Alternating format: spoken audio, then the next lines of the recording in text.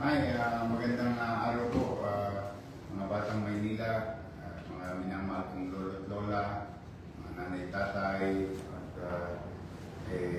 kami po ay narito sa opisina at dala ng meron kaming nais i-present sa inyo. Itong nagpaviral na video na naman ang nangyari kahapon habang yung mga kababayan natin na tinutubo ng apoy yung kanilang ari-arian, bahay, habang nagkakagulo. May mga ilang talongges na akala mo pumunta sa piyesta, nakipiesta sa sunog. Pero mo, biktima nga sunog yung mga tao. Biniktima pa nila ng mga pagnanakaw ng gamit. Hindi nila naintindihan. Yung mga kuryente pinagkukuha nila, yun din yung kuryente ikakabit sana after the sunog. As you can see with the video, parang sila nagmamap doon na parang walang gobyerno, para silang may sariling mundo doon. Buti na lang, nandoon yung pinadalang augmentation. Pinadalang augmentation ni General Abad habang kasagsagan ng sunog. Pinaapulan natin. Papasalamat nga po sa Air Force. First time na gamit yun doon sa tundo yung Black Hawk, Sikorsky at Huey yata yung helicopter na may dalang water bag. Dahil doon, normally, lumalaki pa yung sunog doon. Hindi na po siya gumapang. Pero ang disturbing, alam niyo yung mga orange wire. Pag-aari po yan ng privado. Yan po yung pag-aari ng Grabco. At dahil dyan sa orange wire na yan, nagkakaroon ng mas safety na electrical supply sa mga community, kahit sa mga squatter o kahit sa mga bahay-bahay. Yan ang bibigay na safety para sa mga bahay. Na yung binibigay na kuryente, ligtas, maayos ang pagkakakabit. Pag may sunog, yan din ang unang pinipix para ma-power up yung mga bahay, lalo na yung hindi nadamay ng sunog. Imbis na makarecover tayo ng mabilis, may mga tao yata talagang wala tamang pag-iisip o wala sa sarili. Hirap na nga yung mga tao. Nasunugan. Tapos pag nanakawan pa natin ng mga gamit, kala kasi nila, dati-rati kasi pag may sunog ng araw, parang libre zone sa Maynila. Kaya nga po nagpunta ron dahil gusto ko mabilis na maapula yung sunog. Pero hindi pa rin. Talagang kahit na maraming audience, maraming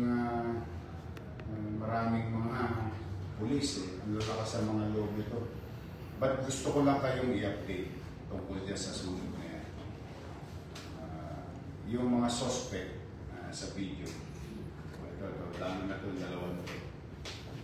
Ito yung mga pinagagawa ng mga talongas nito. Mahango. Alam mo, may flies pa. Alam mo, mauubusan mo. Nang may pulis na, binaba.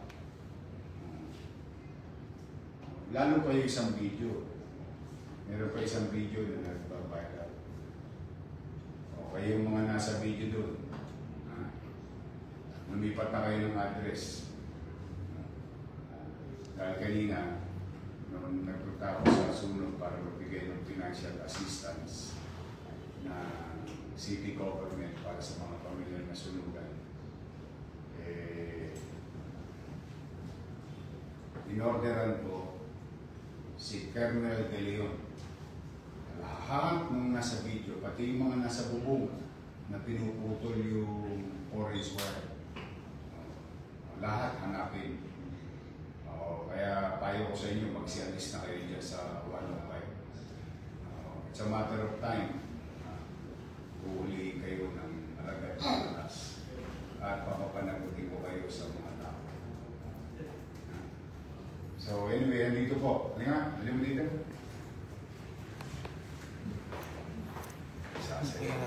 Ito mo.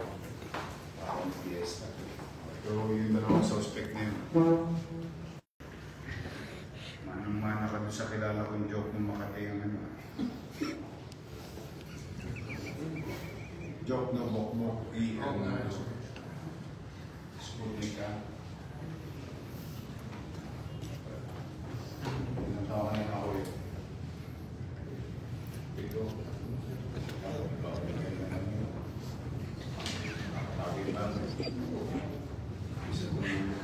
Ang masakit ito, nasunugan ka to. Nasunugan ka. Tama ba? Kasi building na yun, yung pa.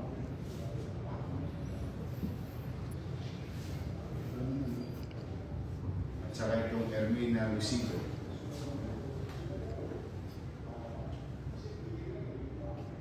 Ito po yung dalawang nasa video. Yung isang uri naman ng video, parang may piyesta.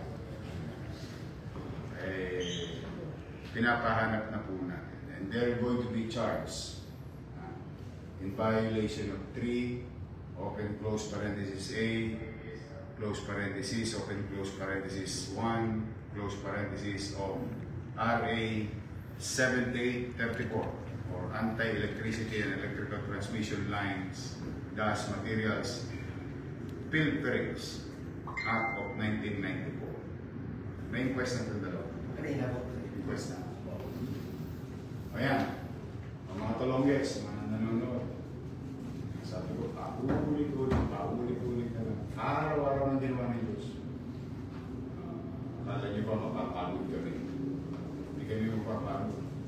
Hindi kayo nauubos. Or, hindi kayo nagtigil. Ito na po sila. Sila po ipapanagutin natin sa yun lamang po. Sige, ilan nyo na. Sige. Yun lamang po, mga Batang Manila. Rest assured, maaaring hindi tayo perfecto bilang gobyerno, pero once they commit this crime in the city, we'll make sure that they're going to pay the price. Yan po, commitment namin sa bawat isa sa inyo.